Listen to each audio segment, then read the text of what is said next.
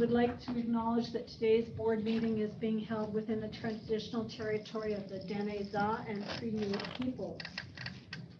I am going to, with the agreement of you, switch number 3 and 4 on the agenda, and we'll have our delegation before our election because all of those people are here.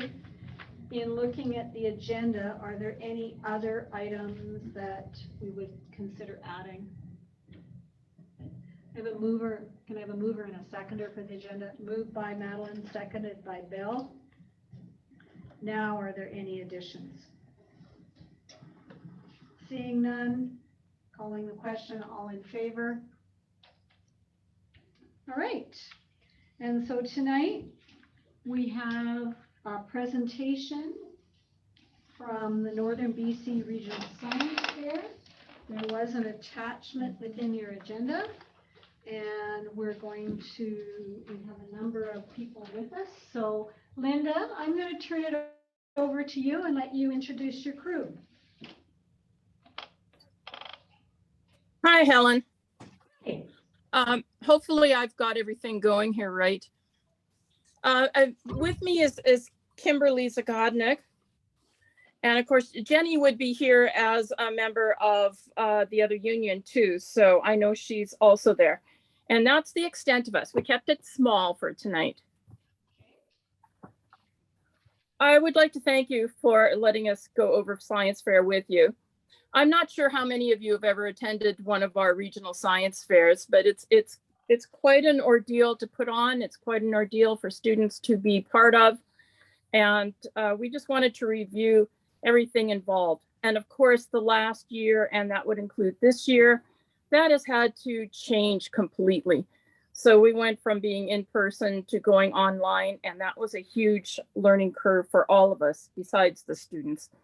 I think in the long run, it's kind of a benefit for some of the students that participated online last year, because as you know, our university students have had to go online, and that also was quite a trial and tribulation for them. But these kids will be a step ahead of all of that. So just in general, I just wanted to say, I was a long-term educator in the district. I worked for 36 years as a teacher and then later as a librarian. I've been part of the Science Fair Committee for well over 20 years. I have participated and had put on my school fair for 17 years before retiring about 6 years ago. I still mentor students. So there are students that I'm constantly in contact with, and some of my alumni I still keep a tremendous amount of contact with, and they continue to refer back to me for reference letters and qualifications when they're asking to be part of a new job, etc. Kimberly was also going to give a little introduction about her background. Yeah, I'm Kimberly Zachondik. I recognize a few faces in the room, but maybe not everyone. I am a local professional engineer. I'm an environmental engineer here in town, but my tie to Science Fair is primarily as an alumni. I attended the Nationals and Internationals Fair on behalf of School District 60 throughout my high school from grade 8 to 12. And I also have been part of the organizing committee for our local fair for the past 7 years. I also helped with the organizing fair in the Central Interior Science Fair in Prince George, as well as the Greater Vancouver Regional Science Fair in Vancouver when I was away at university for both of those periods of time. So I just wanted to help Linda with today's presentation, not only from the perspective of an alumni as a perspective as a committee member, but also as alumni, and just the true benefits that Science Fair really helped throughout my university career. And as well as in my profession, I use all those skills on a day-to-day basis. So I really think it's a benefit. And I also know that in addition to the benefits to the students, I think it's a great event in the community. I know all my colleagues are always jumping and eager to participate as judges in the fair. And as a community, I think it's also a great event to really connect students with the professionals in our communities. And the last couple of years as the committee, I have been the chief judge. So it's again the role I'm playing this year.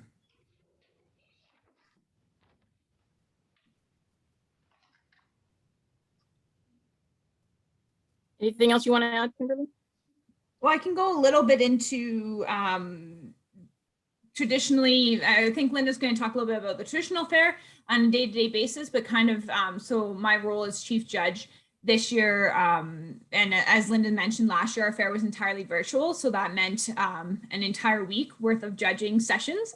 Luckily it's the correct term, but I was off on maternity leave during last year's fair. So my 8-month-old daughter participated in many of the judging sessions and we were trying to teach her right from a young age. And so we ran all the judging sessions last year through Microsoft Teams. Each student got an opportunity to connect with 2 or 3 different judges.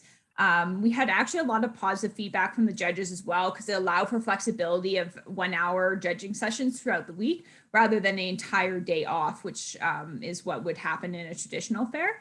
And so we're again utilizing the same model this year. We're kind of confirming a few of the IT lessons learned from last year, but we're really excited to have been able to understand the virtual model of the science fair, to be able to engage with the science for students, not only in school district 60 and our remote schools, but also the other school districts that participate in our region, Fort Nelson, Toad River, some of the other schools that don't necessarily be able to come down to our fair every year. So we are hoping that in the future we can offer a hybrid fair and be able to utilize a lot of these lessons learned that we've learned over the last couple of years to be able to use those and engage other students.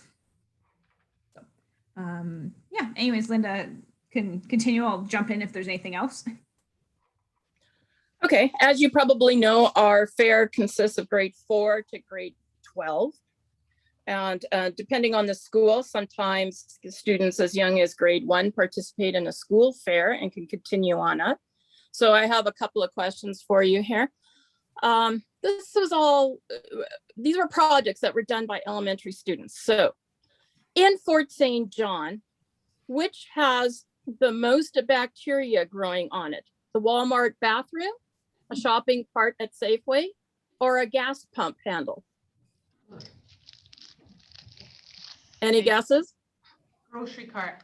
Gas pump. Gas pump. Walmart. Totally the gas pump. So wear gloves next time. Another student who did quite a project on determining which saddle blanket kept her horse's back the coolest. Another one, the best fishing hooks for ice fishing at Charlie Lake.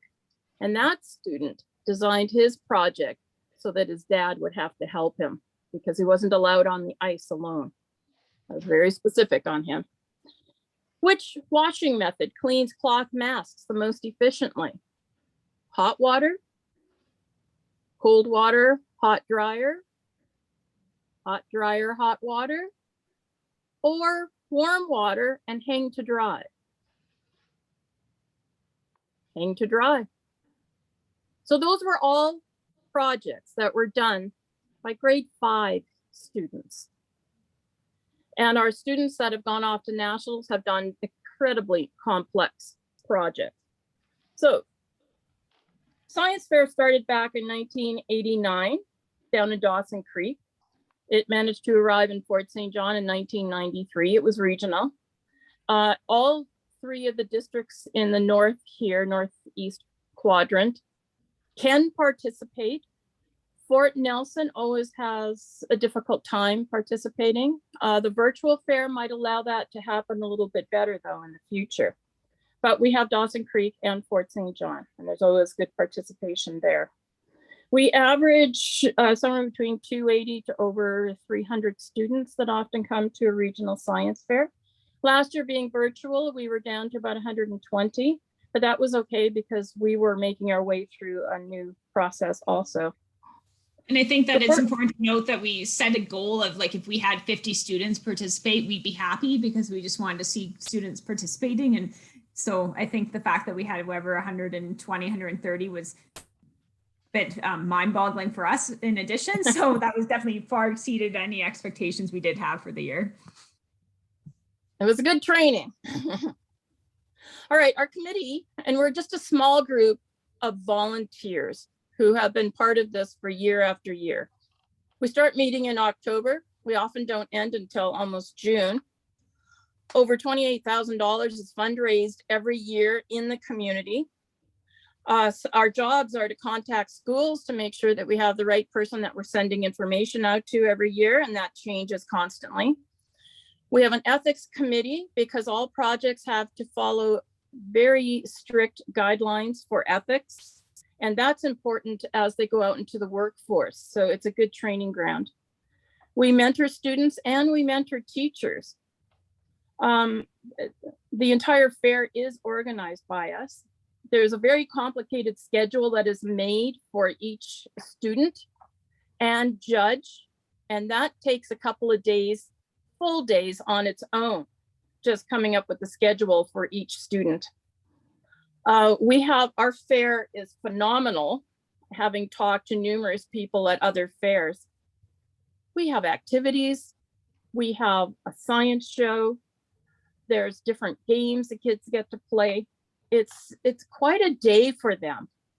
And I know, having done it at Charlie Lake for so many years, you know, the kids were really excited to be chosen to go to the regional science fair. And when they came back, they were treated like little rock stars. What'd you do? What'd you do? How was it? Did you have fun? And most of them other students wanting to get involved the following year. We also have many, many awards, cash, trophies, medals at our regional science fair. In fact, there's 38 different specialty awards. Some of them are brought in by the province and the British Columbia Science Fair Organization, and a whole whack of them are designed strictly for our fair. So when grade 7s became part of middle school, we lost sort of the incentive for elementary students to see how far you could go with science fair. So one of the things I wanted to do is bring in awards for those lower grades, so grades 4 to 6. So we have numerous ones in that category, from pet awards to physics awards, chemistry, you name it. We have a lot, and we have no problem finding companies that are willing to sponsor an award for $50, $100. They're more than happy. On the regional science fair day, our students check in. They get a t-shirt and a pin. They're assigned to a specific area to go set up their board. And then they review their personal schedule. Immediately at 9 o'clock, the judging starts and activities begin. So everybody's rotating in and out. And later in the morning, as the judging is winding down for most of the students, specialty judging steps in, and that's for the special awards. There's usually a group activity in the afternoon where everyone participates, and then we start the award ceremony. Meanwhile, in the background, very early in the morning, judges come in. They are trained as to what they should be looking for. Judges are put into groups of 3. And we started doing that so that judges could talk to each other about different projects. Because we were getting projects where, you know, the student was getting 100% and somebody else gave them 60%. So when we put the judges in groups of 3, we could average that out and they could discuss and understand why somebody gave a high mark and somebody gave a very low mark. If we have any quandaries about what a judge comes up with, we will personally go and judge that student again. Meanwhile, all those judging scores are brought in. We have people who are up on computers and feeding it into a database. The medal categories are then determined. When that wraps up, specialty awards are decided, certificates are quickly made out, and we get on with the award ceremony. So it's quite a day. At the very end of the day, we clean up the gym, we clean up all of our equipment, and we go home extremely tired. And Kimberly, you wanted to talk a little bit about how the online went? I know we're kind of short on time here. So just in addition, like, I think that last year went over very well for students and teachers. There was definitely a lot of lessons learned. We were utilizing a platform it was called Project Board, where students were able to upload their information online, which was actually really neat because a lot more people could be engaged with the with the projects on the online platform. The platform was rolled out very late and had a lot of bugs. And so unfortunately, we were learning as we go. It's the same platform this year. So we've experienced it once, we know a lot of these ins and outs. So our hope is that it's going to roll out a lot easier this year. But as with anything, as you're learning, we were learning as we would go. So overall, it went fairly well. We also did an online, we pre-recorded award ceremony and streamed that, and actually had a lot of engagement. It was presented both through our social media partners through Energetic City and on our social media as well. And it all went over really well, and we had a lot of engagement. So yeah, it seemed to go pretty well.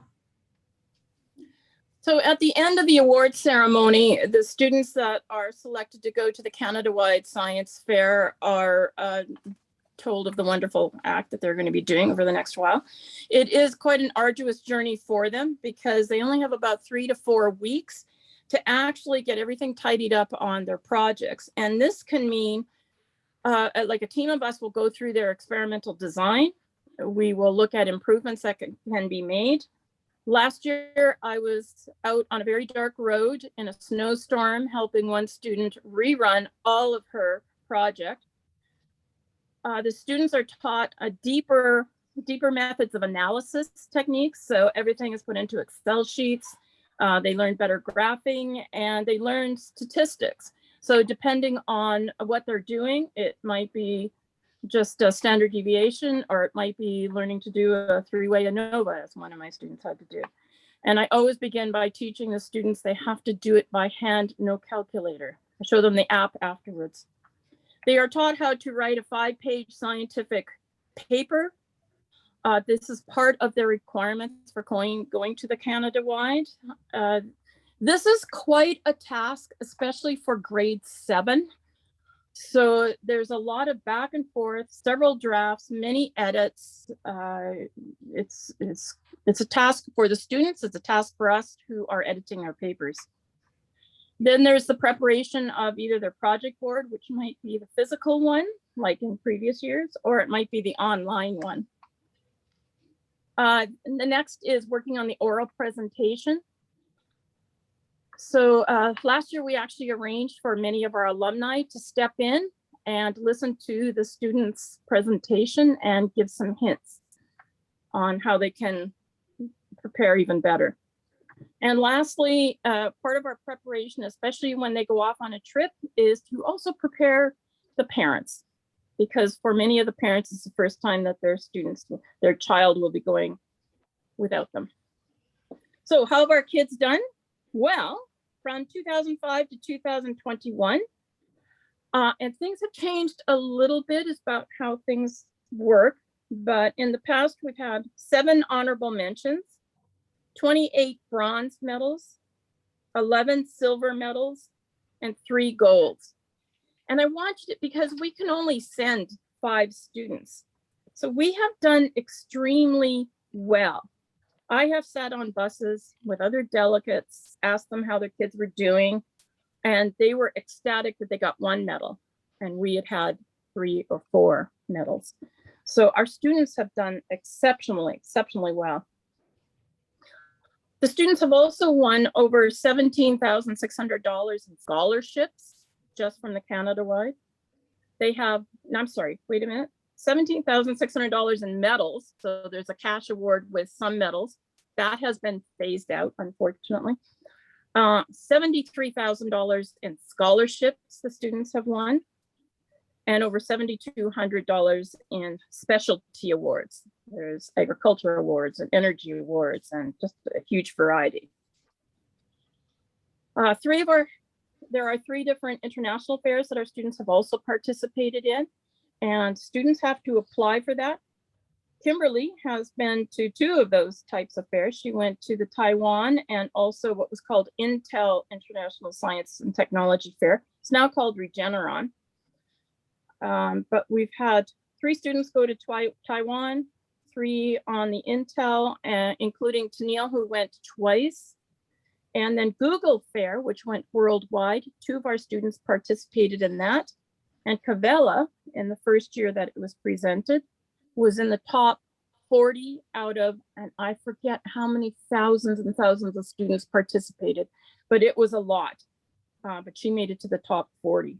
So amazing achievements that our students have been able to do. When students return from a science fair, this looks fantastic on resumes. It helps with job interviews. Those of us who've helped to sponsor them, they'll ask for letters of recommendation. And that can continue on for years and years and years. But students have also benefited from building a network of the people that they meet, because they are now with a group of like-minded people. And so they form, often lifelong bonds with these people. They also they're given a university experience, because almost all the fairs are on a university campus. I think the only one that wasn't was one of the ones I attended, which was in a military base, and not the nicest housing ever. In fact, cold showers. Traveling. A lot of these fairs are on the other side of the country that we go to. And just the incredible experience of being with so many people, so many projects. And here's what always overwhelms me, is the students are so positive and so giving to other students, and congratulations, just fully backing everybody's project, whether they win or not get a medal or whatever it is. It's pretty amazing. So I was just going to end with one other letter from another alumni. Am I okay on time? I think the letter was part of our agenda package. So there's two letters. Okay. There's a second one. So some of our students have continued on. Like, we've had three of the alumni go to medical school. We have several engineers. We have several in business. So it's been a variety of areas. It doesn't matter. The skill set that they gain from science fair is excellent for whatever you decide to go into. All right, this one happens to be from my daughter, Megan, and she's won a bronze, a silver, and a gold. She is one of our few seniors who have participated in science fair. I'm writing to you in regard to the importance of science fair for elementary, high school, and university education. Through my elementary years in Charlie Lake, middle school at Burt Bowes, and during 2 years at Energetic Learning Campus, I completed 9 different science fair projects, attended 3 national level science fairs, earned 3 national level medals, and was awarded over $25,000 in scholarships by the end of my science fair career. After high school, I chose to pursue business and university rather than science, obtained my Bachelor of Business Administration with a degree and a major in marketing and a minor in wine management. I am now the marketing manager for Vancouver Island-based distillery. Science fair helped me develop the skills to conduct and lead copious amounts of group projects through my university. I learned how to prepare myself for presentations, how to dress for those presentations, and how to tell a presentation like a story. By the time I got to university, I was ahead of my classmates in learning things like standard deviation, data analysis, and conducting market research. As I had already written multiple papers surrounding data collection and analysis, I was able to easily put together papers for marketing analysis and strategic plans, graphing, and forecasting data. Participation at both elementary levels and middle school and high school levels can be beneficial to young minds. Bringing a project from an idea through to completion is a huge accomplishment and a life skill that can be learned and improved upon through science fair. Participation in science fair helped give me life skills that I used throughout my years in university and will continue to use in my career. As a final point, put yourself in a child's shoes for 60 seconds. Imagine the feeling you get sitting down with an adult, and for 15 minutes, the spotlight is only on you. They listen to you. They ask you questions you know how to answer. And sometimes it's nice just to have an adult genuinely listen to you. And that's from Megan Haugen-Kekel. So what we're primarily asking for from the school board, just the sponsorship that we need from the school board is that we have a meeting place when COVID decides to spare us. TOCs for some of the committee members. Most of our members no longer need any TOCs, but some of them still do. And some IT help when setting up computer and internet connections, and a gym to participate in someday when we go back to in real life science fair. Anyway, I thank you for listening to me. If there's any questions, I'd be happy to answer.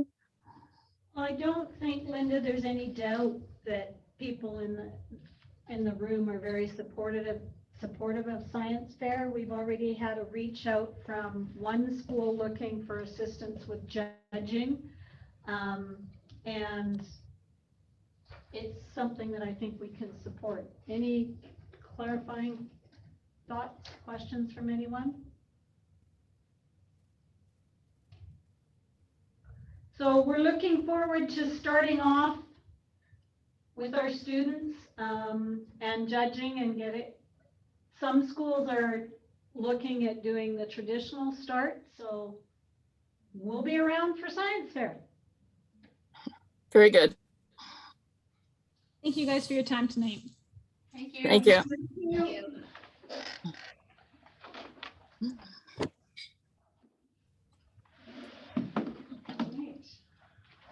So we're going to, we flopped 3 and 4, so we're going to move back to 3, and doesn't matter the number that's here tonight, we're getting this BCPC RepElect. So if I can have the slips of paper so we can do the nomination part of things, please and thank you. We've got lots of practice on the process. We're going through the papers though. Yeah, I don't know why I didn't think that every thing earlier. It's not like it's It's not like it's, yeah. not imminent. Do we have to discuss the ask from this one? What? The ask from the committee? No.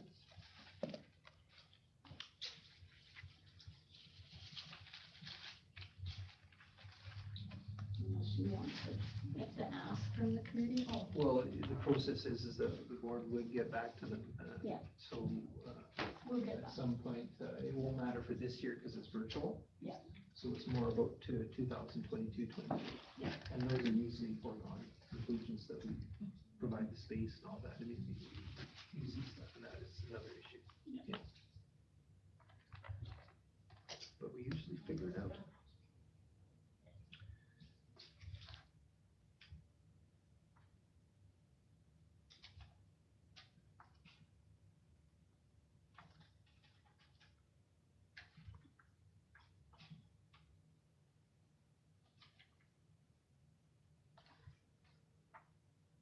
There's only 2 people eligible, right? Mm-hmm. Yeah, so we don't have to have a, I guess we have to see that they're Second both vote. nominated. Yeah. Okay. So I'm going to ask Nicole if you're willing to let your name stand for BCPC Rep. No, I'm gonna make this easy and I'll just be the alternate. Madeline, are you willing to let your My name answer, you stole my answer. stand? You want to reconsider? You want to speak to why you'd like it? Yeah, I'm right now on the bargaining, whatever team. Yep. As my position as the vice chair, Okay. and then I'm also on the audit, so I'm very willing. No, fine, yep, I'll do it. I'll be All right, You're the so Madeline has declined the nomination. Nicole has accepted, so congratulations. You can destroy the ballot. Thank you for stepping forward. Good start. I'm not sure what kind of victory that is, but woo. Take it. I need a motion to destroy the ballots, don't I? And Moved by- Moved by Bill, seconded by Madeline, done. The alternate. Clarifying question. Yep, So Nicole, you'll be part of the bargaining team now? Is that plan? Or how does that's that? something we need to talk about. Sometimes we have sent two to bargaining team. It's been the chair and Okay. BCPC. In this instant, it would be vice chair and alternate. It's nice to have at least one presence there, so at least. Not a one- requirement to have. It's My not a apologies. requirement to have two. If the number changes, let us know, just so I can make sure we loop in. So you're already on it Yes. as vice chair. Okay. So what I'll do is ask you two to communicate on that, and we'll go from, Okay, we'll thank go you. from there. Moving, sorry, Angela, you will let them know before Thursday, because Nicole will need the voting. Matt will have to be able to get hers. And when and if I become a public sector union worker again, I'm done. Yeah, just keep- Not there yet, And there was Nicole, but only one. one. Let us enjoy this moment. It took us 2 meetings to get to this. okay, let's enjoy this moment.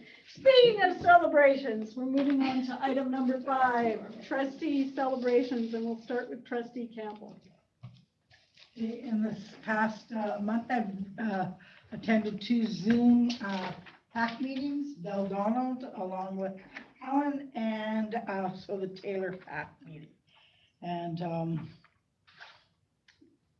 both of them had few parents on them. And it would have been, I know, I'm not sure about Bell Donald, but I do know Taylor has only gone to Zoom now. And they actually have 2 of the members that have always been there, but now that they're on Zoom, they get to attend as well because they can do it through their work. So, because they do theirs in the day. And everything's going good at both schools. They have lots of activities planned. And that's my celebrations. Trustee Gillis. Well, I guess it's been a while since we had one of these, right? Would have been before Christmas. So the week before Christmas, I was at the school a lot in Hudson's Hope. Me and my daughter volunteered on a Saturday with the foods teacher, and we made a bunch of baking for the local charity that does the hampers for the families in need. And then the last day of school, before Christmas break, I volunteered for the pancake breakfast. Usually they have parents volunteer, but this year without parents in. Emergency Services holds it, PAC, and I was there flipping pancakes and giving kids syrup. Of course, with COVID, they can't do their own syrup, so you have to walk around and syrup for them, which was kind of fun. I was making fun designs, and I would say I was the top syruper. And that's about it. Thank you. Vice Chair Lehman. I've attended a few Zoom meetings, one with Angela, then one was the BCPC budget review. I guess you're gonna get the full meal deal at the meeting. Attended the labor management meeting. And bargaining. We had one afternoon of bargaining, which, went well. There too now. Oh, right, we had one before Christmas too. Trustee Snow. All right, so I've been out visiting schools, pop in and see how they're doing. I have been at sports committee meeting. I attended virtually second elections committee meeting. I think we went over this stuff before Christmas already at the last meeting. Okay. Think I'm good for there? I got to watch some Christmas concerts online, so I got a little bit of Christmas concert experience, which was quite exciting. Health and safety meeting, labor management, climate working group that I'm on for the BCST is quite interesting. Bell Donald PAC meeting, and I put was supposed to be at Mom Marie's, but I put the date down in my book wrong, so I missed their PAC meeting. Skating with Beldonnell. I did the MPA meeting quickly, and I think we do have a weary workforce, and if anybody's got some brilliant ideas about how to keep charging up, I think when I did the talk with the MPA, I again stressed how much we appreciate them, but we've said that so often that it feels like lip service, and anybody in the system right now deserves any kind of encouragement that we can give them, so. And numerous board chair calls and ministry calls, and certainly it was an exciting week last week, so. Moving on to 6.0, we're going to look at the minutes of the regular board meeting of November 17th, 2021, and that is page 6 in your agenda.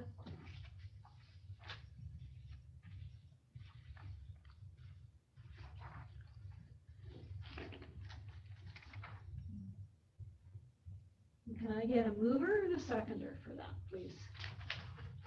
Moved by Madeline, seconded by Nicole. It's just the one page. Any errors or omissions? All right, calling the question then, all in favor? Moving on to 7, item number 7, minutes of the regular board meeting of December the 13th, pages 7 to 15 in your agenda package. I need a mover and a seconder, please. Moved by Bill, seconded by Nicole. Get a chance to look at it.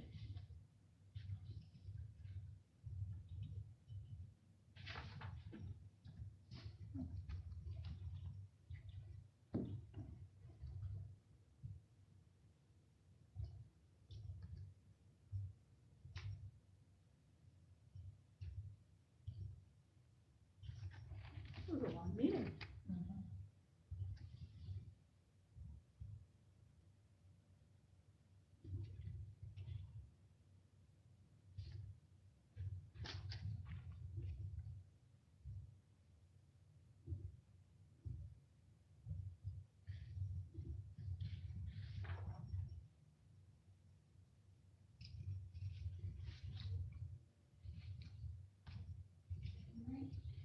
Any errors or omissions?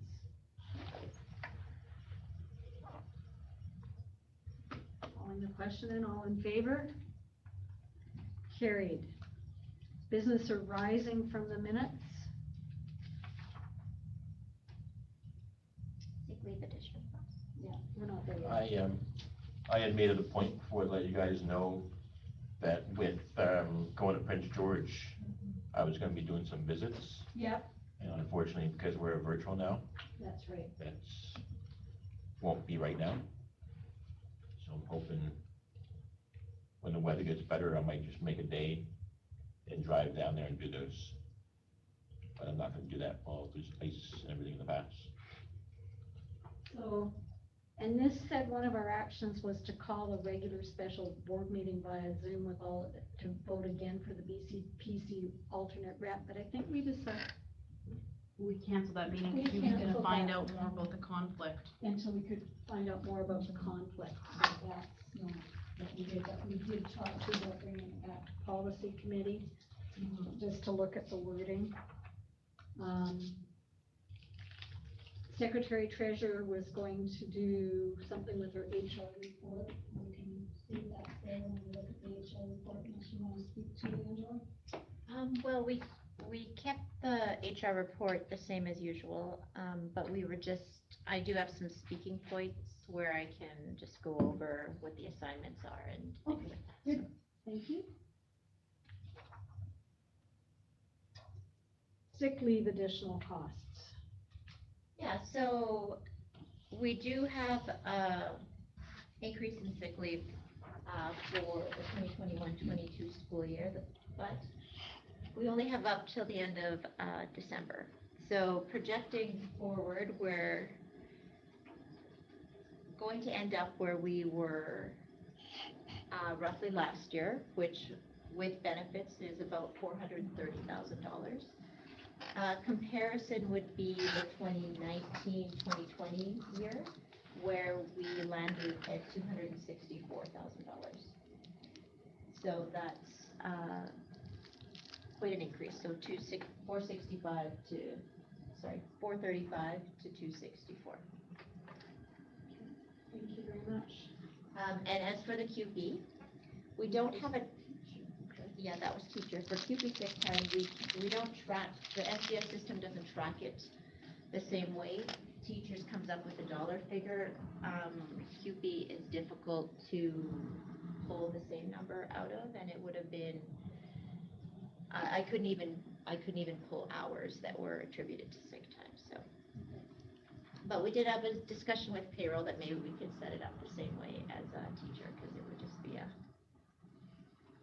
little bit of a workaround, but it's good information to have, so. And I did circulate the BCTF funding brief out to everybody by email, so that was done. All right. Any other business arising from those minutes? All right. And we'll look at an approval of the excerpts of the regular board meeting, November 15th, 2021, which is page 16 in your package. Can I get a mover and a seconder, please? Moved by Ida, seconded by Nicole. One pager. Any errors or omissions? You said page 16? Yeah. Yeah. 17? Just use mine. Oh, the 16 in mine is the stuff. That's, I'm working off of paper and you guys are working off of computer, so that's interesting to know. No problem. Thank you. All right, all in favor? Announcements and reminders. Does SUPAC still work for you guys tomorrow? Ida? I may join you. But if they have a DPAC, I don't have any. I don't have a link either. I don't have Send a the link. link out. Okay, I will email Corey tonight. Did you email the link? Pardon me? Is it the same, just the track link? Yeah, I think I got Sharon to email out a link to the trustee list there with the, oh, sorry, the For the DPAC link. DPAC Oh, is different. No, Yeah. I don't think not the super. Yeah, I don't have a SUPAC one either. I don't think I saw it. I think I did get, Oh, maybe Sharon did send it to me. Yeah, I did get one from Sharon. Yeah, I think I did too from Sharon. yeah, all of you are on that list. But I will email Corey And after it's the not on our meeting. calendar. Interesting. Well, I've got it from Sharon, so. Where is the link? Who needs What the is the link? meeting? No one was, Oh, when I the didn't meeting see, oh, no, I'm I sure got it, Sharon yes, sent it. I do have it, yeah. Do you have it? I do. I'd have to check. I didn't see it earlier. So our BCPC AGM is now virtual, and it's the 27th and the 28th, and I believe it's just in the mornings now? Is that right? Okay, so is there any desire for people to meet in the boardroom for the BCPC AGM? Is that Thursday, Friday. Thursday, Friday?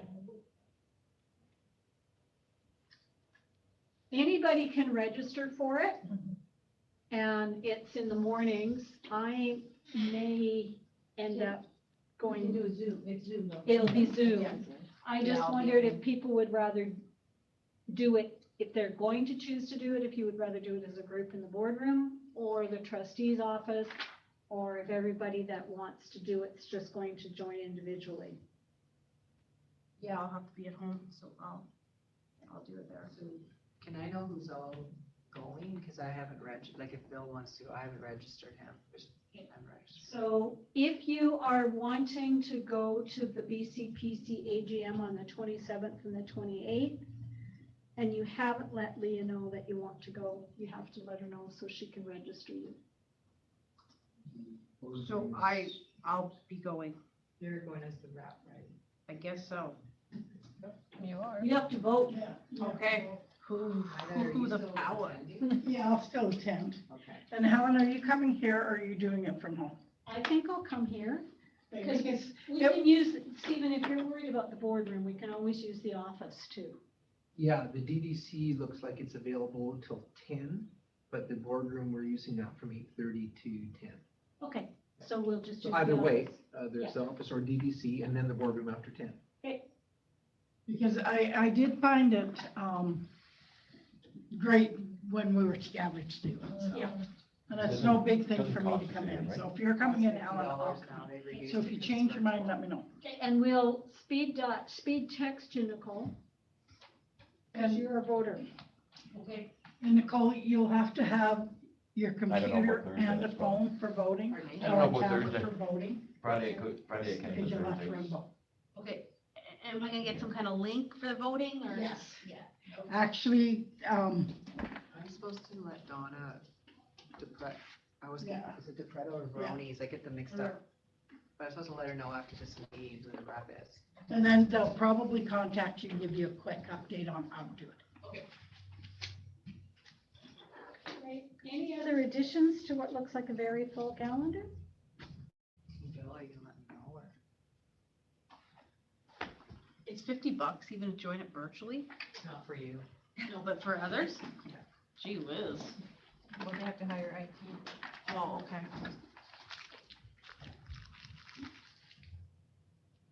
Yeah, I have to say no, I'll say no. Right, moving on then to item number 10, senior staff reports. Thanks, Helen. Item number 1 is the regular activities report. Item number 2 is just a heads up to trustees and letting the public know.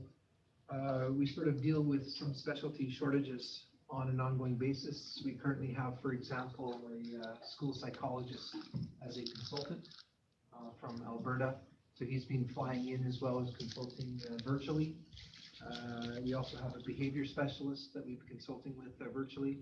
And we'll have also a change in our speech language services as one of our staff members has taken on a different position. So learning services continues to be creative, and that requires all of the senior team in terms of supporting them, looking at other options such as third-party recruitment services, contractors, and those sorts of things. So the work continues, and we are somehow able to continue that service. As far as my superintendent's report online goes, I'll walk trustees through the items as for our framework under intellectual development, and some information for trustees around our collection of assessment data coming up at the end of semester 1. A little bit more about our school psychologist. In inclusion, I mentioned the changes in speech and language coming. And we're heading into the season of the February 1701, where other students that have moved into the districts, if they have a special designation, then we're able to claim that funding at 50% for the year. And of course, we allocate those funds to schools and to learning services to continue that work. Early learning, just some information to explain how they've been able to support families and strong starts through some creative ways as well. We've not been hosting those in person, and so people can click on that link to see what they've done here around the Bitmoji classroom. And we are looking to invite families back to in-person starting on January 31st at the latest. Also under curriculum and learning, just an example of a different type of demonstration of learning. This is a class out at Upper Pine, grade 7-8. And instead of sort of your typical essay or test, they were demonstrating their learning through the construction of a Viking ship. So it's neat to see that as far as hands-on learning. Also, to update the board on that week of January 4th to 7th, staff around the district were carrying out preparations and plans for potential functional closures. And if you click on those images, it was nice to see at Robert Ogilvie as an example. They also took time to put together a nice welcoming bulletin board for the students, as well as some fun activities. And so the preparations were happening across the district. Under human and social development, we are connecting now in a more official way with a society called the Stigma Free Society. Director Carlene Andrews is leading that. And we've laid it put it forward to all of the administrators, and this is a free toolkit for schools along with lesson plans. And this particular society really wants to partner with the North around the needs around mental health in our area. And so it looks to be another great resource in our toolkit. Keep in mind, this is not the only one. We have a whole toolkit of resources and people involved in our social and emotional learning programming. On that note, also in terms of student development, not only were the kindness bags created by these Bird Ambler students good for the people who received them, it was great for the students who made them. And so there was that social responsibility aspect to it, and really a well-received program from that particular school. A reminder to trustees that our schools across the district do all kinds of charity and donation work during the Christmas season, and this is just one example. We're excited to partner a bit with the Port St. John Chamber of Commerce. Cheryl Montgomery got a grant to support the creation of a coupon booklet that will be used as a fundraiser for some schools, as well as we've created a session in a couple of grade 7 classes around the benefits of shopping local. And we're really happy to support them, as the support we've received from businesses and community has been outstanding. And a reminder to trustees, not only in terms of donations, but our businesses place hundreds of work experience students over the years. And so we're happy to collaborate with them. Also excited to announce, it was in the previous careers newsletter, but our Swiss team received the award, the Alican Diversity Award, in terms of Swiss programs from across the country, and there's a bit more information on it here. And so congratulations to our local team, Brian Campbell, Principal Jennifer McGinnis, Joy Friesen, and Jane Drew. So the Swiss program continues to hum along and support our immigrant families. Spaghetti Bridge competition as well will continue this year. It won't be done in the same way. Each sort of class or group will carry it out on their own. And there's some resources there to explain the kits that each of the schools will be receiving. Under operations and HR, just to celebrate our facilities department, they undertook some significant renovations of the library out at Presbyteau, and like many of our other locations, turned it into more of a learning commons. And so the computer lab is now joined with the library. They're able to move seamlessly back and forth depending on the activity, and incorporate some of their plans there. So thank you to them for that work. The flooring is beautiful, and the space is now far easier to get around and work in. We've also subscribed our staff to this resource called Teacher Fit, and it's for teachers and all staff, in fact, ranging from physical and mental activities and health that they can go and participate in. So it's, again, one of a number of resources currently available to our staff from both a physical and mental health perspective. You can click on there to find more information.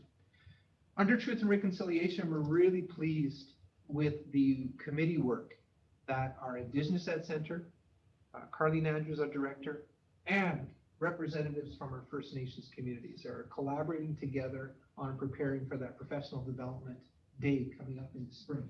Part of that preparation is to look at changing, and under local unions, changing the day to the May Day. And so we're going to see if that's possible. It should be, and are looking forward to that day. And thank you to Michelle also as being part of that planning committee. Take 3, just so you can look through yourself, some fun snow activities at the Key Learning Center in Allen Holland. When we're actually able to get outside, when the weather finally warmed up a little bit there, a little touch and go before Christmas and shortly after. And as always, not only were there some Christmas concerts for you to view, but we've been able to capture a lot of virtual band activities and performances. So these are documented and archived here for your viewing pleasure. And finally, another neat activity, Cassandra Merwin has been helping out with some artistic programs at Bird Ambrose. And the latest one was called the Mystery Artist Program. So you're welcome to check into that. Further along in my report, there's an out-of-district field trip approval. If I could ask for that to be broken out separately for a motion, as well as the next item on community coaches to approve those ones. And finally, as per the presentation we received tonight, we also have a district contact in Rick Phillips, who connects with Jenny in terms of the programming for the regional science fair, and I've included their latest information sheet on registration and dates and things like that for trustees. And that is my report. Thank you. Could I please have a mover and a seconder for Stephen's report? Moved by Bill, seconded by Madeline. Discussion, questions from trustees. Questions for Stephen?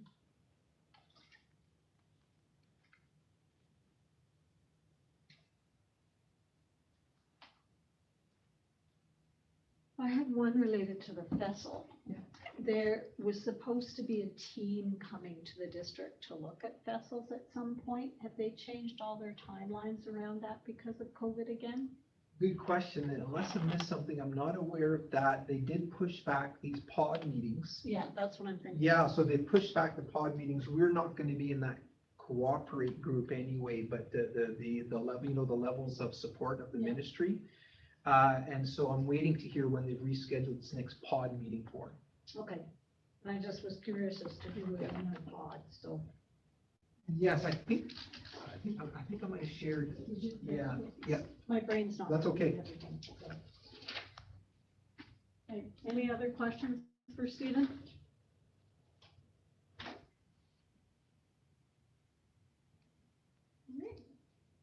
So the motions, if we could. Yeah, we'll do those in a minute. So we have a motion for that the following out-of-district field trips be approved for Clearview, Hudson Hope, and Northeast. Could I have a mover and second? Sorry, my apologies to interrupt. I think we needed to add a coach to that list. What was the name? Upper Pine, Rena King from Upper Pine. So under community coaches, if Okay, that's the next one we need one for. trustees could add the name, say it again.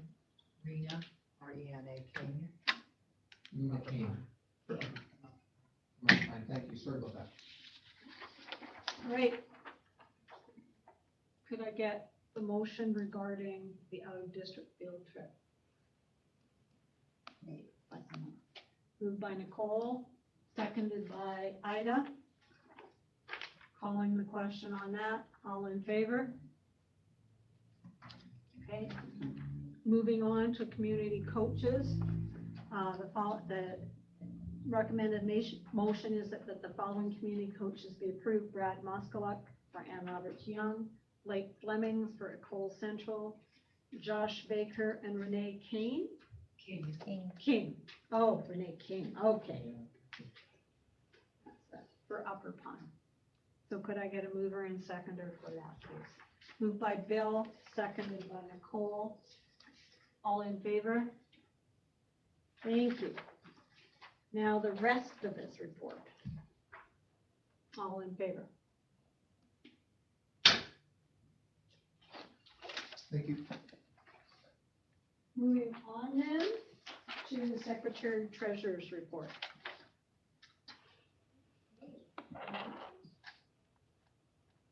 There is an attachment for our financial report from July 1st to December 31st.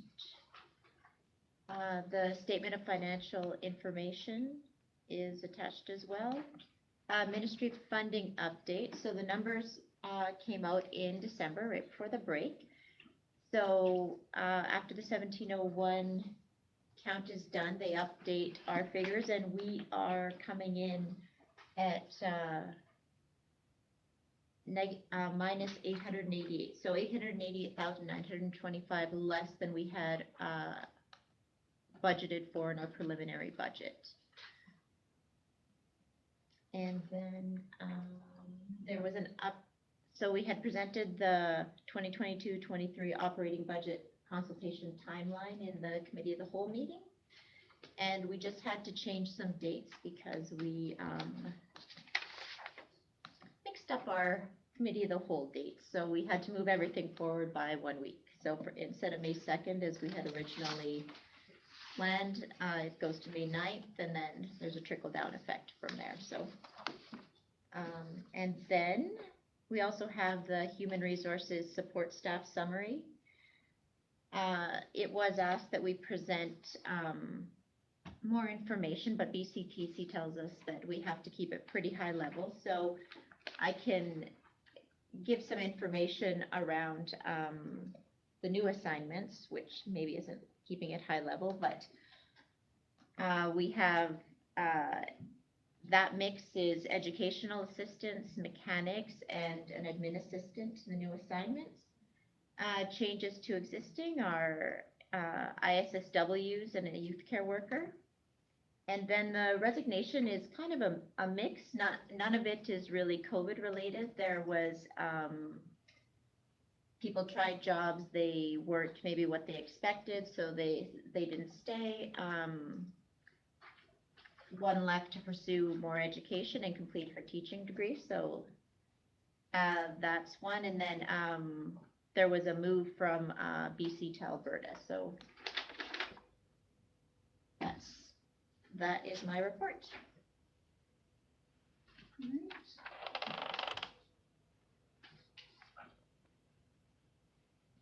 I don't think there's anything to call out for motions. Could I have a mover and a seconder, please? Moved by Ida, seconded by Nicole. And discussion and questions for Angela. Let's go through each item on our report. The finance update to December 31st. Any questions here?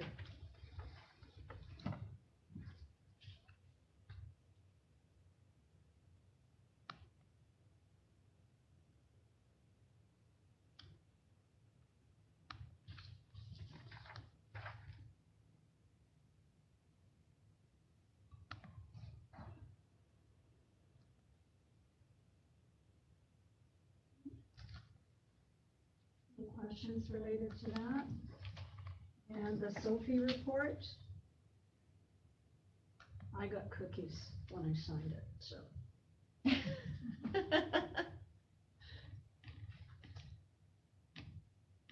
Yeah, I'm better if I have it on paper than on, but it's an awful lot of paper, so I'll kind of. Yes, it's a very large document. I can speak to it a little bit if, basically it's kind of a breakdown of, the disclosure of who staff in the district is that makes, over $75,000 and vendors that we pay, over $25,000 to. And then there is a wonderful reconciliation we do to get from,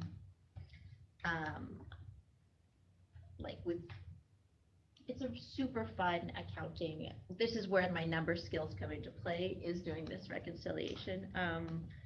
But reconcile where the financial statements are to goods and services that we pay for and wages that we pay out, so.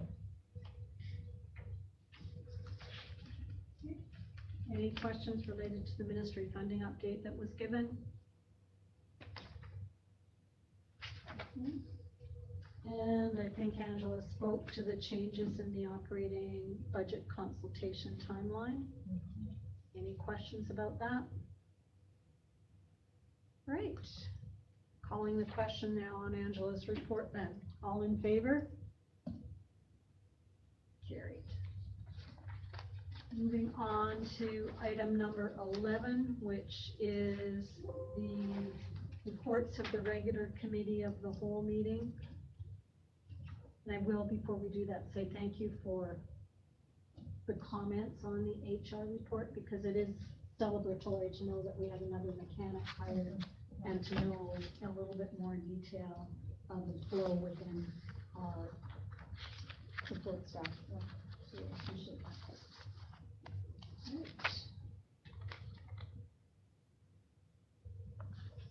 Looks like that is pages 20 to 21.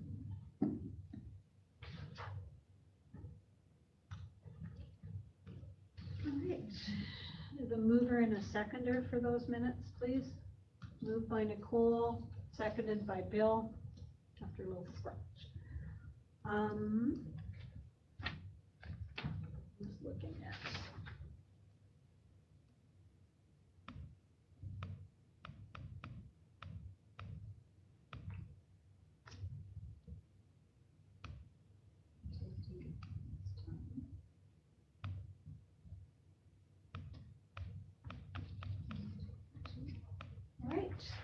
business arising. Hopefully, everybody got their paperwork to Leah. Oh, no. Oh. How many are you waiting for? We knew of one that was gonna be a difficulty. Yeah, there's one more. Not me, is it? You have mine, right? You Email these things and you're like, oh, shoot. I just figured that. All in favor? Business arising.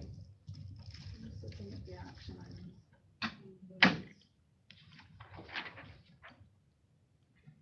Some of these things that are completed. Anything over for next time? Well, we need to nail down a date for the audit to come in, just to kind of. When is your Mexico trip? We'll hammer it out right in the middle of it. Oh, that, yes, good idea. Okay, is there any other business arising other than a trip to Mexico, which makes us all jealous? Well, I'm on that too, right? I think I said I would do that. Audit Yeah. committee? So are we gonna make a date? Yeah, we have to meet, yeah, we'll have to meet. Oh, okay. All right, moving on. We have a number of policies.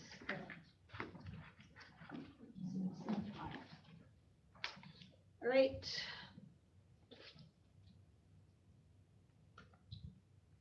So we're looking from, the policy committee has put policy 7006, district fleet vehicle use out. It was moved at our first meeting by David. And was there any public feedback on it? No. None? All right. Looking at that policy, is there any other things that we want to add or change before we call the question on it? I need a seconder first. I'll second. Calling the question then. All those in favor? Okay.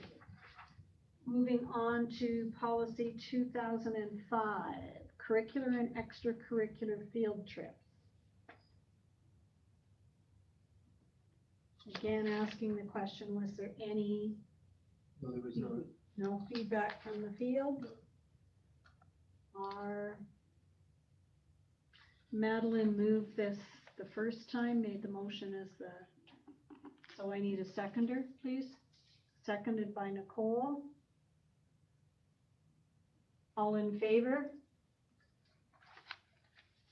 Right, and our last one. Just because I want to find it. Harassment prevention and respectful workplace. No feedback. No feedback. Was moved initially by Nicole. Can I have a seconder, please? Seconded now by Bill. No feedback. We had a lot of good discussion about this one. Policy committee, yeah.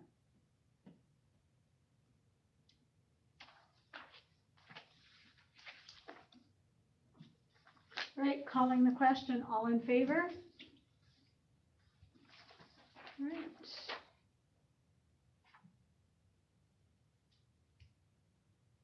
So, other reports, BCSTA, we'll leave provincial council till Aaron is with us. Northern Interior Branch, you've got the notice that it is February the 5th. I was asked also to, I forwarded it, they're looking for each board to bring forward a motion, if we have any thoughts related to a motion, and then it could be worked on, crafted, wordsmithed a little bit at the end. And at agenda setting, I did speak to both Stephen and Angela about the concept of advocacy perhaps related to the BCSTA, working with the ministry to figure out what extraordinary COVID costs districts have faced this year, because one, we didn't expect COVID to go on as long as it is. And in Angela's report earlier, you already saw what's going to happen to our TTOC costs. And you'll remember last year we got a much bigger whack of money to deal with this stuff.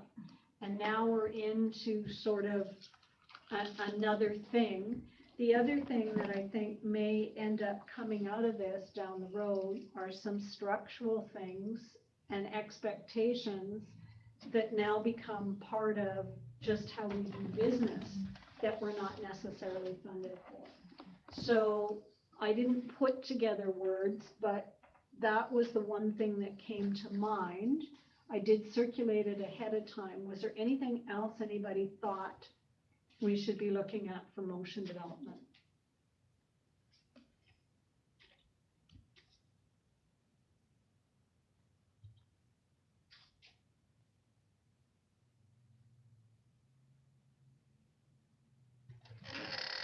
Does that sound like something that's reasonable? And I have a feeling we're not gonna be the only district with, like, I think the support from the other districts will be there for that as well. So I'll work on some wording. Nadine wanted things tonight, but I said she'd get them tomorrow morning.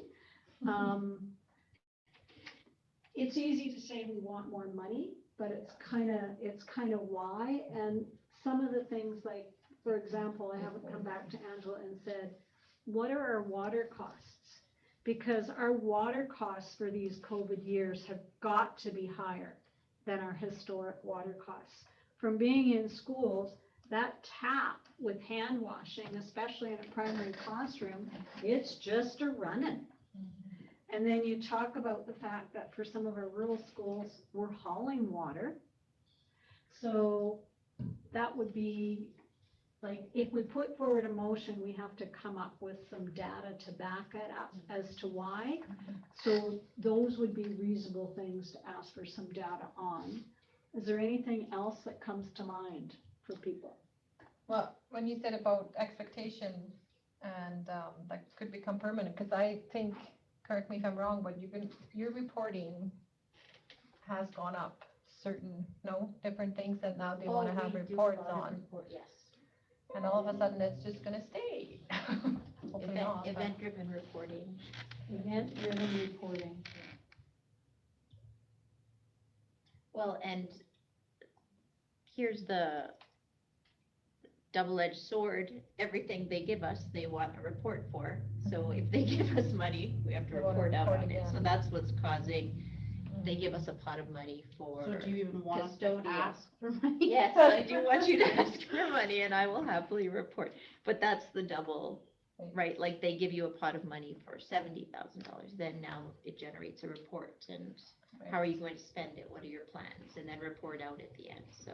Well, I think through this whole COVID process, we've discovered that there's a disconnect sometimes between what the field can produce and the ministry. Like some of the stuff they're running right now on attendance and staff attendance, that wasn't just an easily generated report. And is somebody going to go, oh, this is really nice information for us to have all the time? That's what I'm kind of. That's what you're trying to say? It's the workload issue. Workload. Will anything be removed from the plate in terms of these ongoing or accumulating expectations? Cumulative, I guess I'll say.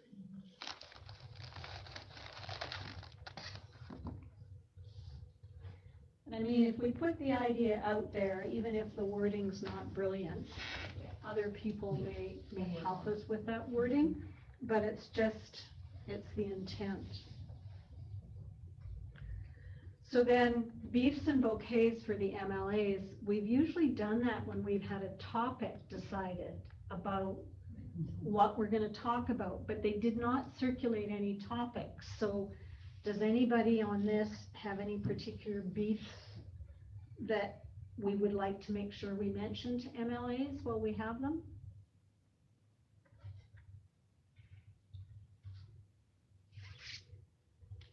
Well, if your MLA was part of the, formed the government, then you would beef about the regulations or the fact that the communication is not there and we're hearing things at the same time as media, but our MLAs aren't government. No, they're not. But we could. I literally read that in the minutes when you said B for bouquet. I thought we were getting them a gift.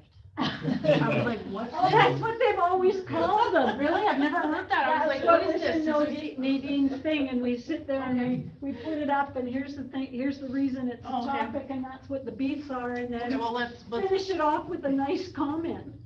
Well, let's beef about that then. There's just been a huge lack of communication where staff is hearing things at the same time as media, or media is reporting it, and that's where we're hearing it from. Yeah, media has it first.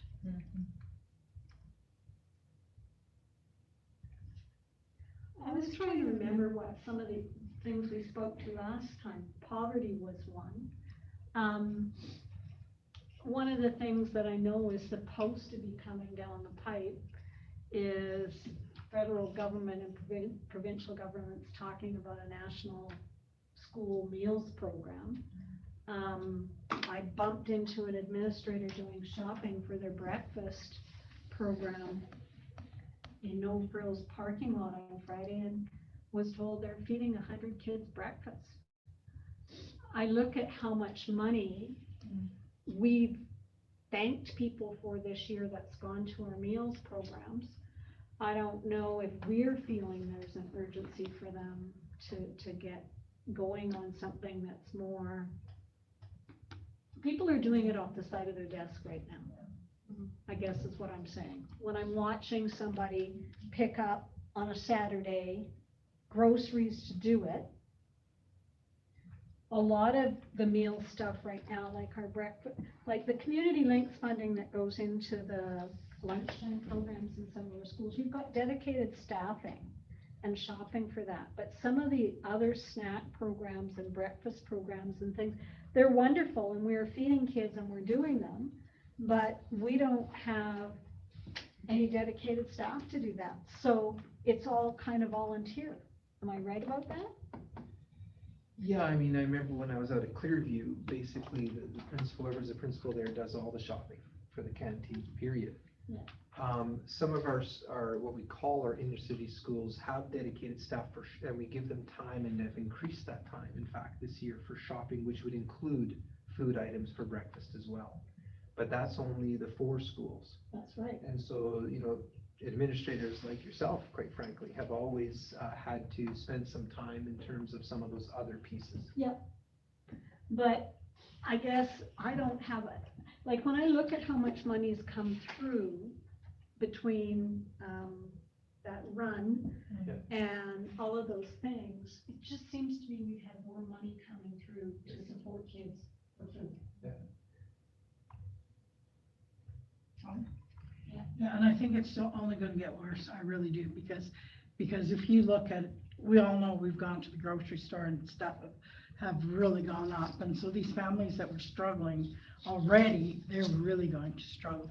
And I agree with you, I think we needed to say something about the dedication that the teachers, the principals, everybody have trying to get these programs. It takes a lot of time, and I see it in all the schools I go in where there's volunteers, whether it's a certain PAC member or a staff member or them working together, and it's just increasing. Every school I go into, it's increasing. Well, And what I was going to say to Nicole, even though our MLAs, the last year when we were talking about the beefs and the bouquets and stuff, and they really said they appreciate us still giving them because it gives them ammunition to go into the. Right. I guess you can't just ignore them.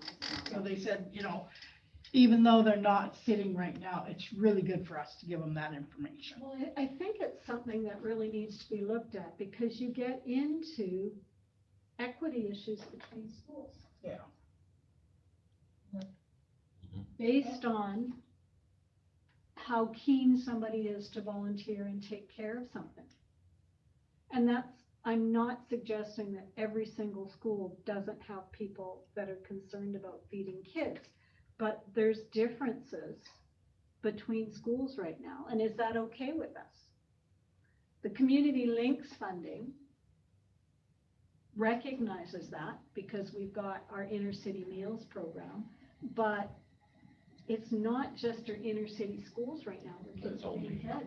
There's only 4 schools, right? Well, actually, the middle schools get a significant chunk of funding for food. Yeah. As does the high school get a chunk of funding along with staffing funding. So the point of the community links is to address inequity, but in different ways and across the district. We provided from the donations this year funding to all the schools across the district that needed it. I appreciate your comment that if there is to be future government funding, whether it's provincial or federal, that it includes the administrative costs to do it. Okay. So you mentioned, for example, shopping on the weekends, but then there's just the time to organize this at the school level. And so we would ask for any kind of funding to include organizational and administrative costs in staffing, in logistics, or whatever else. I know, just off the top of my head, but through work I've seen it. One of the classes I go in and visit almost every day, the teacher does fundraising.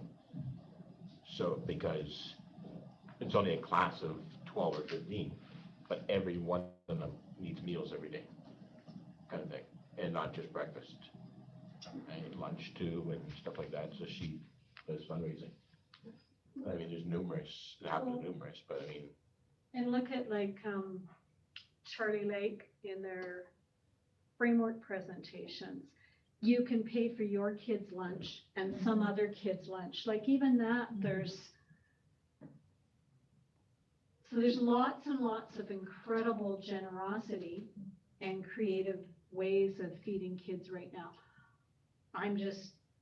It's all coming at me and I'm feeling that means there's a greater need than there necessarily has been before. But I don't have any way of quantifying it. And there's what we're saying again about, make sure we have volunteers, parents, other community members going willing to say, okay, I'll pay for 5 extra meals. But then somebody has to take the time to decide who and to register it, to do all of that as well. And that's where I think the administrative costs come in. Having run that program for several years, the administrators from time to time would always have to kind of gently remind some families that these services are for those that really need it. And so if you ask a principal their list of core number of families and names that need it each month, there's some relative consistency to that. And it has grown. But it's also, if that's available, of course, kids are going to be part of that and parents will enjoy that being available to the kids. There's just some distinction between those families that absolutely cannot send food with their children and those that it's a great convenience. I'm not saying either is wrong. No. But we did have to remind sometimes that for community links funding, the objective was truly for those families that needed it. But so I get from a different perspective, not a different perspective. I don't know how it just, it just seems like another kind of thing that's getting downloaded onto us, right? So if we start worrying about feeding kids breakfast, which school hasn't even started by the time you're supposed to eat breakfast, lunch, and then are we sending home at dinner, and we're doing before and after school care, and everything's just falling onto the education, like, so I believe kids learn better when they're fed. I get it. So that's the education piece, but it does upset me that that's what we have to advocate for is food for these kids. We're supposed to be educating them, not feeding them. I get what you're saying. Like that. So again, I guess if we're talking about beefs and bouquets to the MLA, that would be my beef, is that me as a school board trustee needs to think about how to feed these children. That's not what the education system is for. That's something else the government needs to be thinking about. So yes, if we've seen an increase in need, that's the beef, is there's an increase in need, do something about it, government, please. Well, I don't think we want to. It's part of Jennifer Whiteside's mandate letter.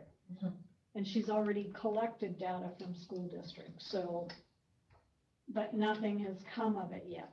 But it's supposed to be coming. And then the other thing that we're supposed to be landing on our doorstep is more childcare stuff, right? And that whole, like, was it 2006, they're moving early learning to our portfolio?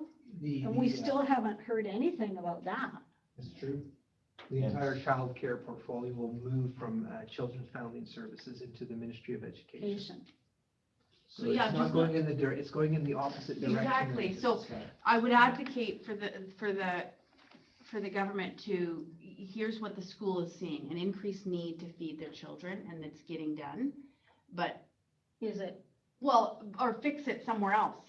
Fix it with all your other ministries, right? Like, it's just not. Or along with these responsibilities, if they put it into education, they need to bring us some, workers, some Yes. support money, some people that actually, that's their field. I hear what you're Services, that's saying. not, we're educators. We're the educators, and if they're going to increase the mandate, then they have to move along some of these expertise in, like a nutritionist, for example. Our principals and teachers should not be trying to figure out what's the best food for. Yeah, like grocery When we have shopping. nutritionists, It's the whole, I hear what you're saying. it's a whole spin-off factor, because like we're trying to keep teachers, and a teacher has to deal with kids that are cranky because they're hungry.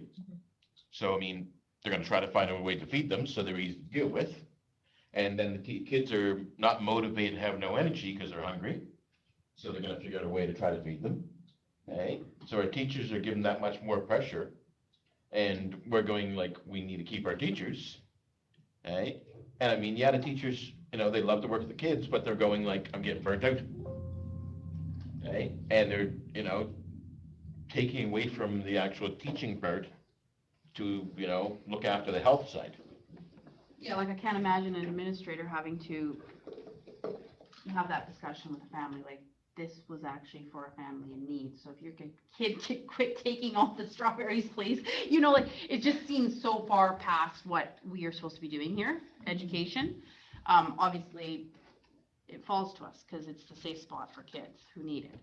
But that would be my comment to the MLAs is, But we need the resources. We need to the go resor- along it- it with is the gonna keep falling to us. responsibilities. but yeah, then you, yeah. I like this principal that shops on Saturdays. What kind of food is he buying? The processed food, nutritional food, what?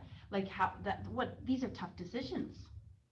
And that'll be the next thing. You'll be legislative, well, what you can feed them at school, like They already have. organic Yes. fruit, not pesticides, like it'll just get Yeah. silly. And do we want to be in the business of that? This is a big question, deep question. Sorry. Deep thoughts. Okay. Where is And then this we need- man? We need to shake him down. Right, fine, pizza pop. I don't like it. No pizza pop. There was fruits. But can't you see that getting to the silly point, like pesticide That's fruit? where Ida's suggestion comes into play, where you have, if this is something that we're going to be delivering, then you would provide a Yes. nutritionist and some guidance as to meal prep and things like that. We got all the social service and, from physio to speech, we have all them up here, right? Not, so they Yeah, can we're provide them all they want, we're still gonna have to actually Yeah. have them. We have to get them. Yeah. Just add, as if this becomes a point of discussion with the northern region, all of these additions fall under really the workload of the administrator. For example, you take a school like Duncan Cran, who is feeding more kids than any other school in the district. And the logistics, and by the way, is fortunate to have a Apple School facilitator. I don't know if you remember, for example, that they get some staffing to organize the nutrition and give lessons and that. That's another staff member to supervise. And so every daycare in your school, before and after school care, portables added to your site. All of those come under the supervision of the school principal. And so I think again, then I would advocate around what capacity is also being provided in order to make these things happen. Right. Because, yeah, you can put all the portables you want, but it's the ongoing operational costs and admin time that's never And the thought of. time that I would like to see focused on learning and is being overtaken by management. Yeah. Okay, well, try and summarize this. Solved all the problems. Woo! Beats and okays. Okay. You What opened the it. Ks are. We're all surprised. Yeah, I did open it, but I was asked to. It's just doing what I was asked. And I also was asked to remind you that the NIB elections are coming up. Nadine will not be standing for president again, so there's president, vice president, Pro-D. Do you want me to nominate you? No, president? Not what I'm saying, not what I'm saying. It was to encourage everybody, for Pro-D would have been one I was interested in, but, if you're Pro-D, it means it's a job for your superintendent, because your superintendent gets linked to the Pro-D chair. So if anybody puts the hand up for Pro-D. What was I just saying a minute ago? Doesn't the president and The president also. secretary or No, we treasurer? changed, We no, changed we that. changed Is that that anything? because it was simpler for Prince George because they have a whole, they have more staffing and stuff. Okay. So they were going to keep it, and how it's changed in the by-election or something, Bylaws, yeah. the bylaws, is if Prince George comes out of the NIB, it falls to the next largest school district, and that happens to be us. Okay. It's always. That's how it used to be next then. one. Yeah. But it used to be, the president was the secretary treasurer, and the, education, which is now Pro-D, was always the superintendent, you're right. Yeah. But we did change that, because they were moving those bucks around so much, and Prince George says it was easier, because the AGM normally is there anyhow, it was easier for them just to keep the bucks. And I haven't talked to anybody in any other districts, but we ended up with an executive largely out of Chetwynd on the NIB. Yes, we did. And I don't know if that's healthy or not. That's interesting. We did? Yep. Where's Nadine from? She's the only one on the executive not out of South. Oh. The vice president is out of, it's not Chad, it's somebody else.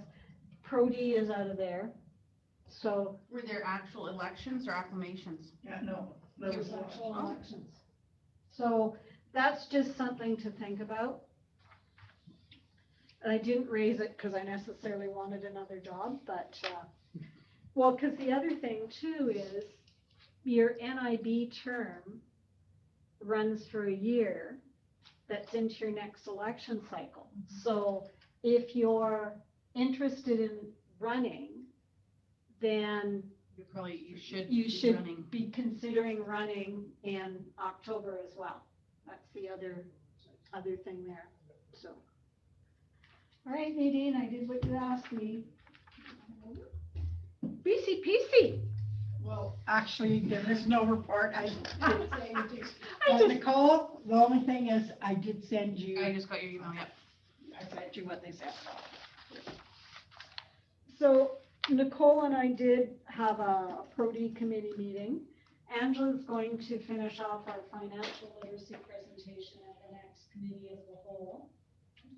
And we do have an idea for March. Attached to the agenda are a couple of opportunities I wanted you to make sure that you knew about.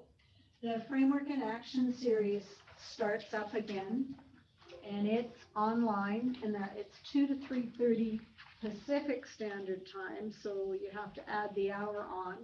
And you can see that there's three meetings, and a lot of it has to do with the concept of dealing with understanding things related to decolonization, white privilege. So you can sign up for one, you can sign up for two, you can sign up for three.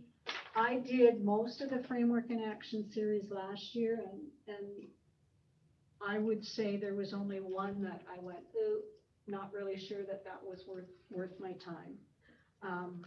So that is there. The other Pro-D opportunity that exists for everybody is to look at attending the BCPC AGM. And yeah, we talked a little bit about what those sessions are and when that was already. So, yeah, with the framework, the learning series, can we register through this? I can Technically, no, yes. I can send you, if I can figure out how to do it, the electronic link. I got it. I thought it came out in the BCSTA stuff. Framework in action. Yeah. No, yeah, the framework in action. Oh, yeah, And you can actually. I just tried it. yeah, you can actually and I just got Leah to attach this. And you can register through that attachment. Yeah, I believe you can. So, and I can't remember what's on the BCPC AGM. I know I've looked at it and it's just not jumping. I don't remember, but while we're talking about BCPC, since how this is a public meeting, we should say why I'm stepping down from Absolutely. being the BC rep. It's not that I didn't want to do it or anything, it's because I am a trustee in conflict now, so, because I have a daughter that works for Northern Health, so I just didn't want, it is a public meeting, they might be wondering, well, how come all of a sudden we have to? That's a good point. And I mean, basically, we're in a position because we don't have, majority of our board is now deemed to be in conflict. And so it has to change a lot. It's changing up some of our processes and our procedures. And it makes it hard to kind of understand what we're supposed to do. But Angela's going to figure it all out and tell us. Yes, I will. One of them is about complex. I remember seeing that one. All right. I'm not aware of any correspondence. I don't think we have any unfinished business. I don't think we have any new business.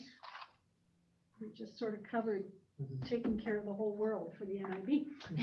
And so we're at number 16. We'd love to hear from Michelle. Hi, thank you. So for a quick update, as your meetings have all gone virtual, ours have as well. We have a rep assembly that is Friday, Saturday this week, and it is all virtual, as well as our AGM in March. And any training that we have with BCTF is also virtual. For the time being, we're hoping that maybe by May, things might get better for us, but truthfully, I'm not convinced that that will happen. I have to say, I loved hearing about the science fair. That is near and dear to my heart as well. When I was in the classroom, I loved the whole part of teaching, the scientific process for science fair. So yeah, I thought Linda and Kimberly did a great job presenting. So we can be so thankful for the leadership that we have with our regional science fair. And when I was waiting for the meeting, I happened to read page 2 of the agenda. And under our strategies, and the very first point, it says, as a district, we are committed to 4 overarching strategies. And the first one says, delivery of excellent educational programming focused on student outcomes. And I think that we can be so proud of the work that has gone on in School District 60 with the science fair. So I just wanted to touch on that. As well with the food part and students having food. And when I can only speak to what I was doing, we would have a shared basket in the classroom.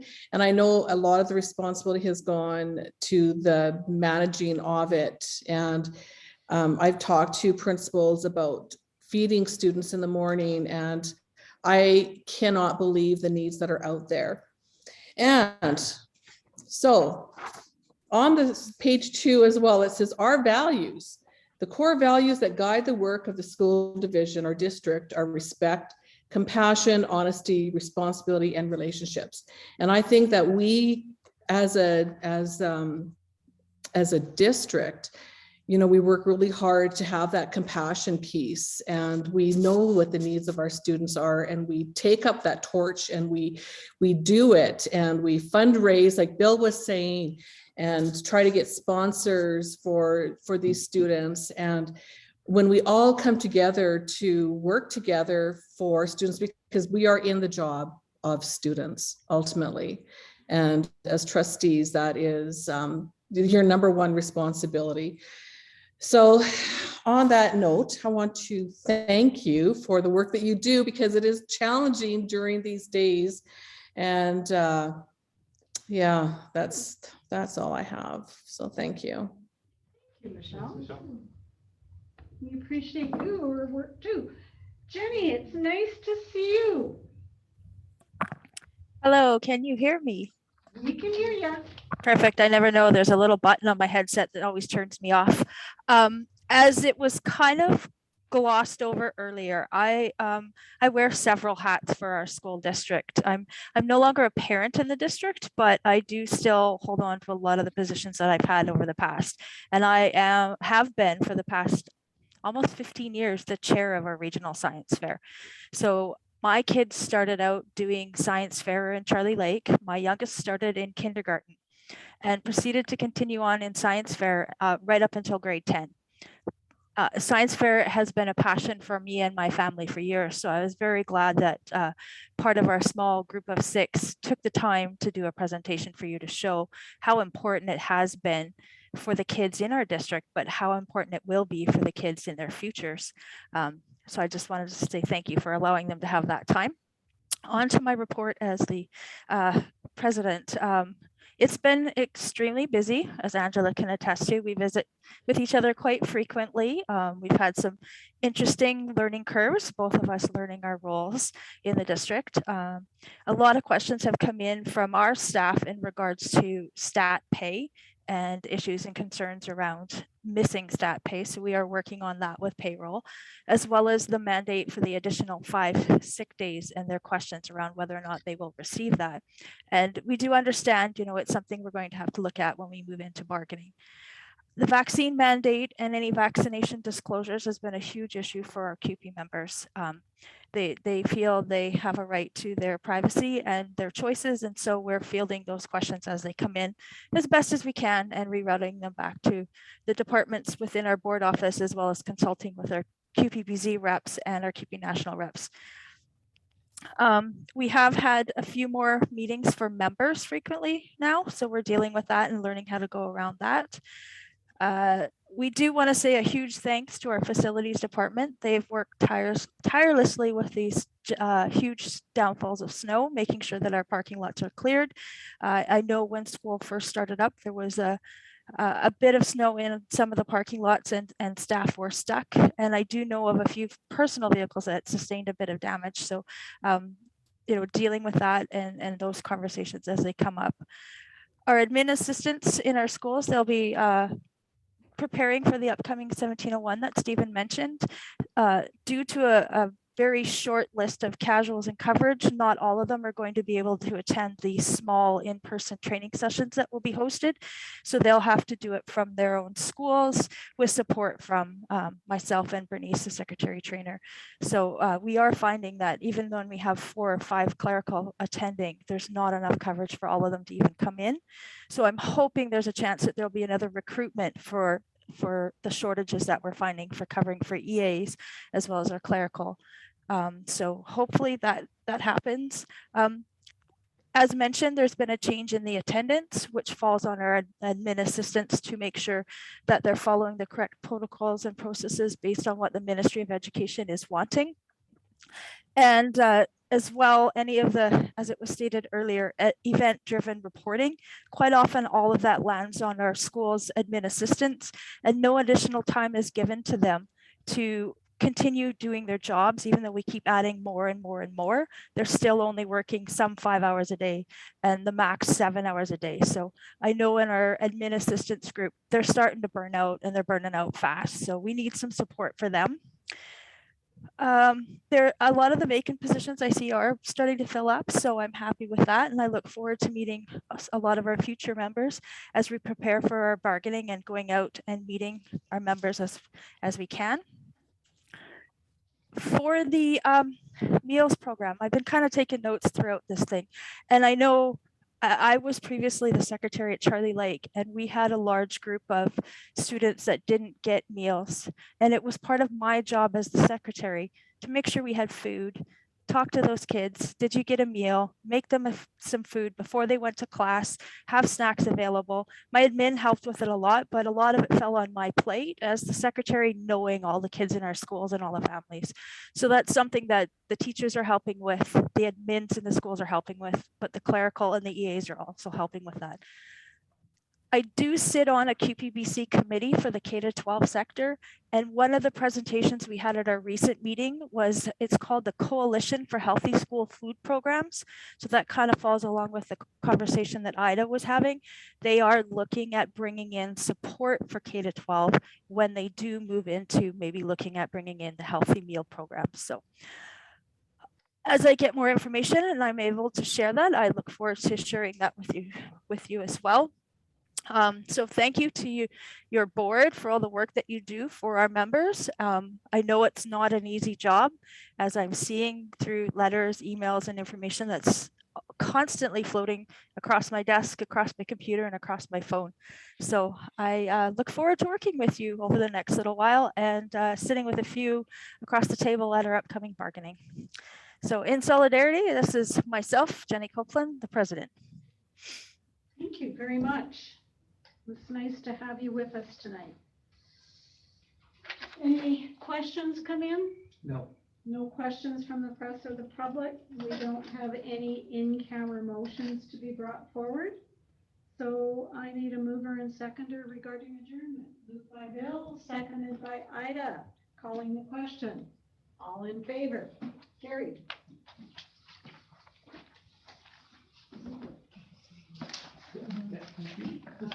Thank you.